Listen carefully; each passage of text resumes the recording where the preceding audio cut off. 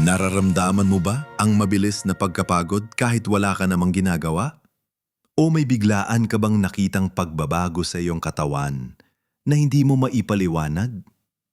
Maraming nakatatandang dumaranas ng ganitong mga kakaibang senyales at madalas ay binabalewala lang natin dahil akala natin ay bahagi lang ito ng pagtanda.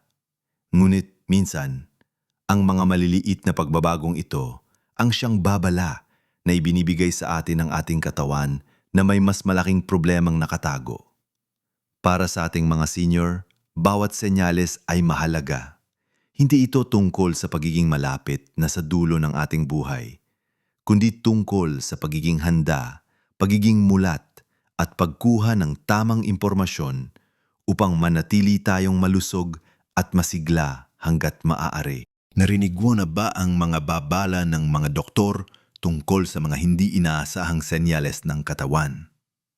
Marami sa atin ang nabibigla kapag nakakaranas ng biglang pagbaba ng timbang kahit hindi naman tayo nagda-diet o ang pananakit na hindi nawawala kahit anong gawin.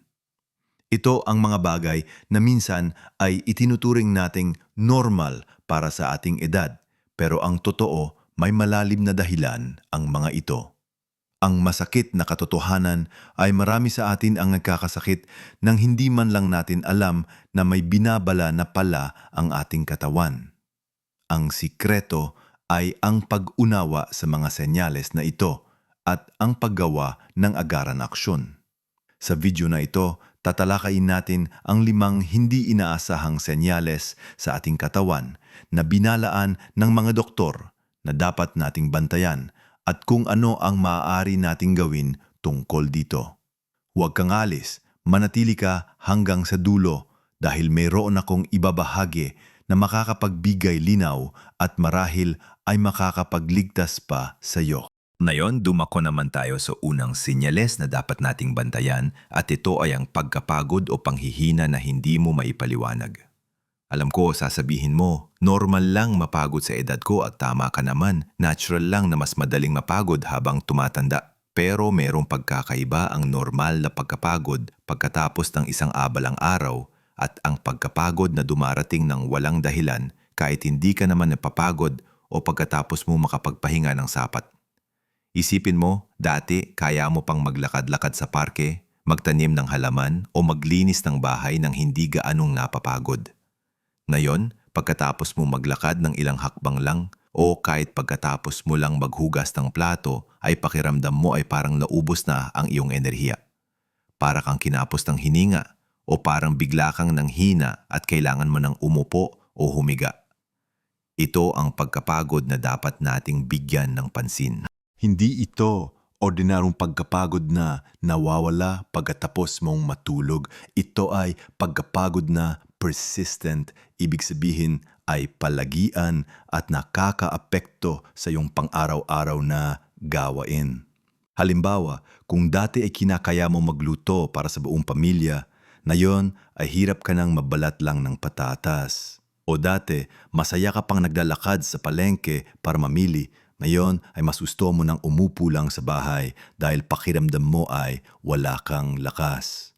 Ang ganitong uri ng pagkapagod ay maaring senyales ng iba't ibang kondisyon mula sa simpleng kakulangan ng bitamina tulad ng iron deficiency anemia na napakakaraniwan sa ating mga nakatatanda lalo na kung hindi sapat ang ating pagkain ng gulay at karne hanggang sa mas seryosong kondisyon tulad ng problema sa thyroid, diabetes, sakit sa puso o maging ang simula ng isang impeksyon na hindi natin namamalayan. Isipin mo si Aling Nena, 61 taong gulang, mahilig magluto at mag-alaga ng apo. Isang araw, napansin mang kanyang pamilya na palagi na lang siyang nakaupo, hindi na gaanong aktibo at madalas ay sumasakit ang ulo niya at nanlalambot. Akala niya dahil lang ito sa edad, pero nang magpatingin siya sa doktor, nalaman niya na mayroon pala siyang anemia at kaunting problema sa thyroid. Sa tulong ng tamang gamot at pagbabago sa kanyang diet, unti-unting bumalik ang kanyang sigla. Ang aral dito ay huwag nating baliwalain ang pagkapagod na walang dahilan.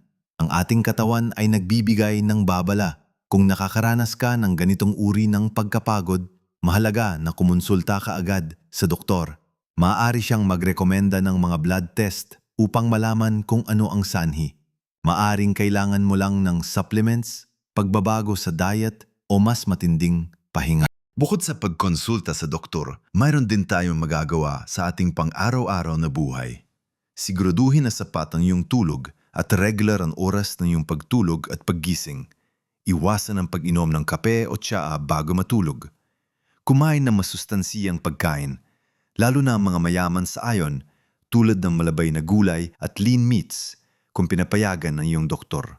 Ugaling mag-ehersisyo ng light tulad ng paglalakad-lakad sa umaga kahit 15-30 minuto lang upang mapanatili ang iyong daloy ng dugo at makatulong sa paglabas ng enerhiya. Mahalaga rin ang sapat na pag-inom ng tubig dahil ang dehydration ay isa ring karaniwang sanhi ng pagkapagod. Kung napansin mo na bumababa ang iyong enerhiya, subukan mo magdagdag ng mga prutas at gulay sa iyong diet na mayaman sa bitamina at mineral. Tandaan, ang pagkapagod ay hindi palaging senyales ng pagtanda. Minsan ito ay senyales na kailangan nating mas bigyan ng pansin ang ating kalusugan. Ngayon na naunawaan natin ang kahalagahan ng pagtutok sa hindi may paliwanag na pagkapagod, dumako naman tayo sa ikalawang sinyales na binabalaan ng mga doktor na dapat nating pagtuunan ng pansin. Ito ay ang kakaibang pagbabago sa timbang. Hindi ko sinasabi na kailangan mong bantayan ang bawat kilo na bumababa o umaakyat sa iyong timbang. Ang tinutukoy ko ay ang biglaan at hindi maipaliwanag na pagbabago sa iyong timbang, maging ito man ay pagbaba o pagtaas ng walang malinaw na dahilan. Halimbawa, kung bigla kang nanggayayat ng walang sinasadyang diet o ehersisyo o kung bigla kang tumaba nang hindi naman nagbabago ang iyong kinakain o ang iyong aktibidad. Ito ay isang red flag na maaaring may nangyayaring kakaiba sa loob ng iyong katawan. Isipin mo si Mang Tonyo, sa tanab-taong gulang mahilig sa prito at kanin. Dati normal lang ang kanyang timbang, pero nitong mga nakaraang buwan, napansin ng kanyang asawa na mabilis siyang pumayat. Nagtanong sila, "Nagda-diet ka ba?" Pero ang sagot niya ay hindi. Walang nagbago sa kanyang kinakain, pero patuloy siyang nanangayayat. Nang magpatingin siya sa doktor, doon nila nalaman na may problema pala sa kanyang digestive system na nakakaapekto sa pag-absorb ng nutrients. Sa kabilang banda, meron din tayong kaso ni Aling Rosa, 75 taong gulang, na bigla namang tumaba. Hindi rin siya nagiba ng kinakain, pero parang lumalaki ang kanyang tiyan at ang kanyang mga binti. Nalaman niya na may kinalaman ito sa problema sa kanyang puso na nagdudulot ng pagretensyon ng tubig sa kanyang katawan. Ang hindi maipaliwanag na pagbaba ng timbang ay maaaring senyales sa maraming seryosong kondisyon tulad ng problema sa thyroid, diabetes na hindi kontrolado, problema sa digestive system, o minsan ay senyales ng pagkabuo ng ilang uri ng sakit na kailangan ng agarang atensyon. Kung nakakaranas ka ng pagbaba ng timbang na higit sa 5% ng iyong body weight sa loob ng 6 to 12 buwan nang walang dahilan, ito ay dapat na agad mong ipatingin sa doktor. Halimbawa, kung ikaw ay may timbang na 60 kilo at nawalan ka ng 3 kilo o higit pa sa loob ng ilang buwan nang hindi mo sinasadya, ito ay sapat na dahilan para magpatingin. Sa kabilang banda, ang hindi may paliwanag na pagtaas ng timbang ay dapat din nating bigyan ng pansin. Hindi ito laging tungkol sa pagiging matakaw. Minsan, ito ay senyales ng fluid retention, lalo na sa mga paa at bukong-bukong, na maaring indikasyon ng problema sa puso, kidney o atay. Maari rin itong may kinalaman sa hormonal imbalances o iba pang kondisyon na kailangan ng medical na atensyon. Mahalaga na obserbahan ang iyong sarili. Kung napansin mong lumalaki ang iyong tiyan, binti o braso ng walang malinaw na dahilan, o kung hindi kasya ang iyong mga damit nang walang pagbabago sa iyong eating habits, magpatingin ka na. Para sa mga ganitong pagbabago sa timbang, ang unang hakbang ay kumonsulta sa doktor. Huwag mo itong ipagpaliban, lalo na kung may iba ka pang nararamdaman kasabay ng pagbabago sa timbang. Ang doktor ay makakatulong na matukoy ang pinagbababase ng pagbabago at makapagbigay ng tamang payo o paggamot. Mahalaga rin na regular na magtimbang at itala ito upang mas madali mo makita kung may mga hindi pangkaraniwang pagbabago. Bukod pa rito, subukang sundin ang isang balancing diet. Iwasan ang labis na asin kung mayroon kang pamamaga at panatilihin ang iyong regular na aktibidad. Tandaan, ang katawan natin ay isang komplikadong sistema at ang anumang biglaang pagbabago sa timbang ay maaring isang babala na mayroong kailangan ayusin sa loob. Huwag nating baliwalain ang mga senyales na ito dahil ang maagang pagtuklas ay susi sa mas mahabang buhay na puno ng sigla at kalusugan. Ngayon na napag-usapan na natin ang pagkapagod at pagbabago sa timbang, dumako naman tayo sa ikatlong senyales na binabalaan ng mga doktor para sa ating mga nakatatanda. Ang hirap sa paghinga o matinding ubo na hindi nawawala. Ito ay isang napakaseryosong senyales na madalas nating balewalain o ipagsawalang bahala, lalo na kung tayo ay dating naninigarilyo o may history ng sipon at ubo. Pero mayroong malaking pagkakaiba ang simpleng ubo at ang ubo na nagsasabi na may problema ng ating katawan. Isipin mo, dati kaya mo maglakad ng mabilis o umakyat ng hagdanan na hindi kinakapos sa hininga. Pero ngayon, kahit konting kilos lang o simpleng paglalakad mula kusina patungong sala, ay nararamdaman mo na ang paliging kapos. Ang iyong paghinga ay parang gumibigat o nararamdaman mo ang pagpihit sa iyong dibdib. Ito hindi normal na pagtanda. Kung minsan, ang hirap sa paghinga ay sinasabayan pa ng matinding ubo na palaging nandyan, lalo na sa umaga, at minsan ay may kasama pang plema o uhog na hindi nawawala. Ito ay maaaring senyales ng mga problema sa baga tulad ng COPD, Chronic Obstructive Pulmonary Disease o HICA, lalo na kung mayroon kang history ng paninigarilyo o exposure sa usok. Pero hindi lang yun. Ang hirap sa paghinga ay maaari ding senyales ng problema sa puso. Kapag humihina ang puso, hindi nito kayang mag-pump ng dugo ng maayos, na nagiging sanhi ng pagtitipon ng likido sa mga baga. Ito ang nagdudulot ng hirap sa paghinga, lalo na kapag nakahiga o kapag nagpapagod ng kaunti. Maaari din itong may kasamang pamamaga ng mga paa at bukong-bukong na tatalakayin natin sa susunod. Isipin mo si Mang Jose, 70 taong gulang, na dati ay aktibo sa barangay. Ngunit nitong mga nakaraang buwan, napansin niya na palagi siyang inuubo at madalas ay kinakapos sa hininga kahit hindi naman siya nagpapagod. Akala niya ay simpleng ubo lang, pero nang magpatingin siya sa doktor, nalaman niya na mayroon pala siyang sakit sa baga na kailangan ng agarang gamutan. Kung maaga niyang naipatingin ito, mas madali sana itong gamutin. Kaya kung nakakaranas ka ng matinding ubo na hindi nawawala sa loob ng ilang linggo, lalo na kung may kasamang plema na iba ang kulay, o kung nahihirapan kang huminga kahit sa simpleng gawain, huwag kang mag-atubling kumonsulta sa doktor. Maaari siya magrekomenda ng chest x-ray, lung function tests o iba pang pagsusuri upang malaman ang sanhi ng iyong kondisyon. Ang maagang pagtuklas at paggamot ay susi para maiwasan ang paglala ng problema. Mahalaga rin na iwasan ang mga nakakapinsalang amoy tulad ng usok ng sigarilyo, usok mula sa apoy at polusyon sa hangin. Kung ikaw ay naninigarilyo, ito na ang tamang panahon para huminto. Ang bawat araw na huminto ka sa paninigarilyo ay isang araw na makakatulong sa iyong baga na gumaling. Para sa paghinga, subukan ang mga simpleng exercise sa paghinga na maaari irekomenda ng doktor tulad ng deep breathing exercises.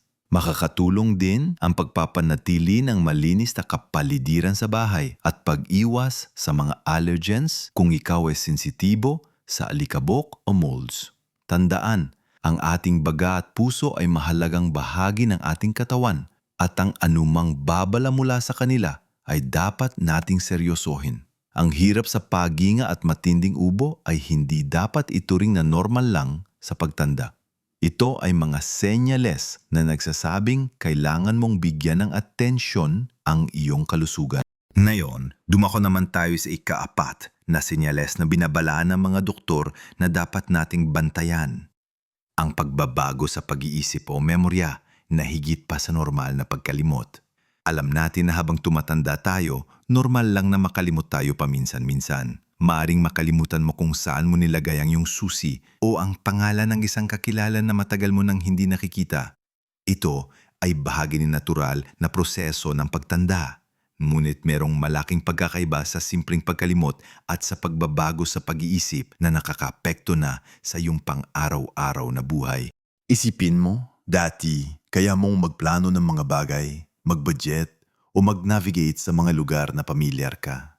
Ngayon, nahihirapan ka na gawin ang mga simpleng bagay na ito o kaya madalas kang mawala sa mga pamilyar na lugar o hindi mo na matandaan ang pangalan ng iyong mga mahal sa buhay. Maaari ding mahirapan ka maghanap ng tamang salita kapag nagsasalita o paulit-ulit ka na magtanong ng parehong bagay. Kung dati, mahilig ka magbasa ng libro o maglaro ng puzzle, ngayon ay nahihirapan ka na mag-focus o intindihin ng mga bagay. Ito ang mga uri ng pagbabago sa pag-iisip at memorya na dapat nating bigyan ng seryosong pansin. Isipin mo si Aling Maria, asatong 108 taong gulang na dati ay napakatalino at mahusay magkwento. Nitong mga nakaraang buwan, napansin ng kanyang mga anak na parang lumulubha ang kanyang pagkalimo. Minsan, hindi na niya matandaan kung ano ang nangyari kaninang umaga o kung kumain na siya. Minsan din ay naguguluhan siya sa kung nasaan siya kahit na nasa loob lang siya ng kanilang bahay. Nang ipatingin siya sa doktor, nalaman nila na ito ay senyales na nang simula ng isang uri ng demensya. Ang maagang pagtuklas ay nakatulong sa kanila na mas maintindihan ang kondisyon ni Aling Maria at makahanap ng mga paraan upang suportahan siya at mapabagal ang paglala ng kanyang kondisyon. Ang mga ganitong pagbabago ay maaaring senyales ng mild cognitive impairment o mas malubhang kondisyon tulad ng Alzheimer's disease o iba pang uri ng demensya. Maaari rin itong sanhi ng iba pang kondisyon tulad ng stroke, thyroid problems, kakulangan sa bitamina B12, impeksyon o side effect ng ilang gamot. Mahalaga na kumonsulta ka agad sa doktor kung ikaw o ang isang mahal sa buhay ay nakakaranas ng mga ganitong pagbabago. Ang doktor ay makakatulong na matukoy ang sanhi at makapagbigay ng tamang diagnosis at plano ng paggamot. Para sa ating kalusugan ng isip, maroon tayong magagawa upang mapanatili ang ating utak na aktibo. Patuloy na magbasa, maglaro ng mga mind-stimulating games tulad ng Sudoku, crossword puzzles o chess. Makipag-ugnayan sa mga kaibigan at pamilya dahil ang social interaction ay mahalaga para sa ating mental health. Kumain ng masustansiyang pagkain, lalo na ang mga mayaman sa omega-3 fatty acids tulad ng isda, tulad ng sardinas o tuna at gulay. Ang regular na ersisyo ay nakakatulong din na mapanatili ang daloy ng dugo sa utak. Siguraduhin din na sapat ang iyong tulog dahil ang pagtulog ay mahalaga para sa pag-consolidate ng memorya. Huwag kang mawalan ng pag-asa kung nakakaranas ka ng mga pagbabago sa memorya. Ang maagang pagtuklas at interbensyon ay maaaring makatulong na mapabagal ang paglala ng mga kondisyon at mapanatili ang iyong kalidad ng buhay. Tandaan, ang ating isip ay isang napakagandang kaloob at dapat natin itong alagaan.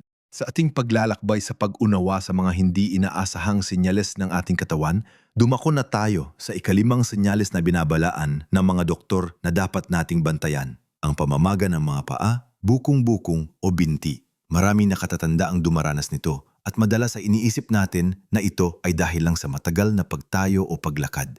Ngunit kung ang pamamaga ay persistent o may kasama pang iba pang sintomas, ito ay maaaring senyales ng mas malalim na problema sa ating kalusugan. Ispin mo dati ang iyong mga sapatos ay kasya naman o ang iyong mga paa ay normal lang kahit matagal kang nakatayo. Pero ngayon, napansin mo na parang ang laki ng iyong mga paa o hindi na kasya ang iyong mga sapatos sa gabi. Maring ang iyong mga bukong-bukong ay namamanas at kapag pinindot mo, nag-iwan ito ng marka na dahan-dahang nawawala. Ito ay tinatawag na pitting edema. Kung minsan, ang pamamaga ay umaakyat pa sa iyong binti. Ang ganitong uri ng pamamaga ay hindi dapat balewalain. Isipin mo si Lolo Ben, 63 taong gulang na dati ay mahilig maglakad-lakad sa umaga. Nitong mga nakaraang buwan, napansin niya na palagi namamanas ang kanyang mga paa at binti, lalo na sa hapon. Akala niya ay dahil lang sa katandaan at pagod. Ngunit nang makaranas siya ng hirap sa paghinga at mabilis na pagkapagod, doon siya nagpatingin sa doktor. Nalaman niya na ang pamamaga ay sinyales pala ng kanyang mahinang puso, na hindi na kayang mag-pump ng dugo ng maayos, kaya nagkakaroon ng fluid retention sa kanyang mga binti. Sa tulong ng tamang gamot at pagbabago sa kanyang diet, unti-unting nabawasan ang pamamaga at bumuti ang kanyang kalusugan. Ang pamamaga ng mga paa, bukong-bukong, o binti ay maaring senyales ng ilang kondisyon. Isa sa pinakakaraniwan ay ang congestive heart failure kung saan ang puso ay hindi na epektibo na papatakbo ng dugo. Maaari rin itong senyales ng problema sa kidney kung saan hindi na kayang i-filter ng maayos ang labis na likido at sodium sa katawan. Ang problema sa atay, problema sa veins tulad ng varicose veins, o maging ang side effect ng ilang gamot ay maaari ring maging sanhi ng pamamaga. Minsan, ang simpleng pagtayo o pag-upo ng matagal ay maaring magdulot ng pamamaga. Ngunit kung ito ay persistent at hindi nawawala kahit nakapalpahinga na, ito ay dapat na agad mong ipatingin sa doktor.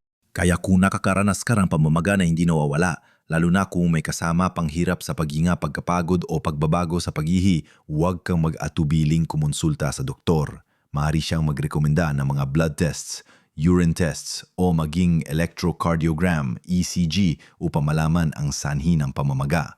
Ang maagang pagtuklas at paggamot ay susi para maiwasan ang pagdala ng problema. Bukod sa medical na atensyon, meron din tayong magagawa sa ating pang-araw-araw na buhay. Subukang iwasan ang matagal na pagtayo o pag-upo. Kung nakaupo ka, itaas ang iyong mga paa ng mas mataas sa iyong puso sa loob ng 15 to 30 minuto, ilang beses sa isang araw upang makatulong sa pagbalik ng daloy ng dugo. Iwasan ang pagkain ng sobrang maaalat dahil ang sodium ay nagdudulot ng fluid retention. Ang regular na ehersisyo tulad ng paglalakad ay nakakatulong din sa sirkulasyon ng dugo. Kung kinakailangan, maaring irekomenda ng doktor ang compression stockings upang makatulong sa pamamaga. Tanda, ang pamamaga ay hindi lang basta pamamaga. Ito ay sinyales na ang iyong katawan ay humihingi ng tulong. Ang pagiging mulat sa mga sinyales na ito ay isang mahalagang hakbang sa pagpapanatili ng iyong kalusugan at kapakanan. Ang bawat isa sa 5 sinyales na napag-usapan natin, ang hindi maipaliwanag na pagkapagod, ang kakaibang pagbabago sa timbang, ang hirap sa paghinga o matinding ubo, ang pagbabago sa pag-iisip o memorya, at ang pamamaga ng mga paa ay hindi dapat balewalain. Hindi ito mga senyales na nagpapahiwatig na malapit na ang iyong kamatayan. Bagkus, ito ay mga babala mula sa iyong katawan na mayroong dapat bigyan ng agarang atensyon. Ang mga doktor ay nabibigay ng babala tungkol sa mga senyales na ito hindi para takutin tayo, kundi para bigyan tayo ng kaalaman at kapangyarihan na gumawa ng aksyon para sa ating sarili. Sa bawat isa sa mga senyales nito, ang pinakamahalagang hakbang ay ang kumonsulta sa isang profesional sa kalusugan, ang iyong doktor. Sila ang may kakayahang magsagawa ng tamang pagsusuri, magbigay ng tumpak na diagnosis at magrekomenda ng nararapat na paggamot o pamamahala sa iyong kondisyon. Huwag mong ipagpaliban ang pagpapatingin sa doktor, lalo na kung mayroon kang nararamdaman na hindi pangkaraniwan o nagiging saanhina ng abala sa iyong pang-araw-araw na buhay. Ang maagang pagtuklas ay palaging susi sa mas epektibong paggamot at mas magandang resulta. Bukod sa pagkonsulta sa doktor, tanda na mayroon kang aktibong papel sa pagpapanatili ng iyong kalusugan. Ang mga maliliit na pagbabago sa iyong pamumuhay ay maaari magdulot ng malaking pagkakaiba. Patuloy na kumain ng masustansiyang pagkain tulad ng mga gulay at prutas na masagana sa Pilipinas tulad ng malunggay, ampalaya, saging at mangga. Ang mga ito ay puno ng bitamina at mineral na kailangan ng iyong katawan. Manatiling aktibo sa iyong sariling paraan, maging ito man ay paglalakad-lakad sa umaga, paggawa ng simpleng stretching exercises sa bahay o pagtatanim sa iyong bakuran. Mahalaga rin ang sapat na pahinga at tulog, pati na rin ang pagpapanatili ng positibong pananaw sa buhay. Makipag-ugnayan sa iyong pamilya at mga kaibigan dahil ang suporta mula sa kanila ay napakahalaga para sa iyong mental at emosyonal na kalusugan. Huwag kang mawalan ng pag-asa. Ang pagtanda ay isang regalo at bawat yugto ng buhay ay may sariling kagandahan at hamon. Ang layunin ng videong ito ay hindi para magdulot ng takot, kundi para magbigay ng kapangyarihan. Kapangyarihan na unawain ang iyong katawan. Kapangyarihan na gumawa ng mga tamang desisyon para sa iyong kalusugan. At kapangyarihan na mamuhay ng buo at masigla anuman ang iyong edad. Tandaan, maliit na pagbabago lamang ang kailangan para sa malaking pagbabago sa iyong kalusugan at kaligayahan. Papasalamat ako sa iyo sa panunod ng video na ito. Sana ay marami kang natutunan at naging inspirasyon ito para mas pagtuunan mo ng pansin ang iyong sariling kalusugan. Kung mayroon kang mga karanasan na gusto mong ibahagi tungkol sa mga senyales na ito, O kung mayroon kang mga tanong, huwag kang magatubiling magkomento sa ibaba. Ang iyong mga salita ay maaring makatulong sa iba pang mga nakatatanda na nanonood. Kung nagustuhan mo ang video na ito at naramdaman mong nakatulong ito sa iyo, mangyaring bigyan mo kami ng like at mag-subscribe sa aming channel. Sa ganitong paraan, mas marami pa tayong matutulungan na kapwa Pilipino na matuto tungkol sa kanilang kalusugan at kung paano mamuhay ng mas maaba at mas masaya. Marami pa kaming inihandang video na makakatulong sa iyo. Tandaan, ang buhay ay isang biyahe at ang bawat araw ay isang pagkakataon para maging mas malusog, mas maligaya, at mas puno ng sigla. Patuloy na mamuhay ng iyong pinakamagandang buhay sa bawat edad. Hanggang sa muli.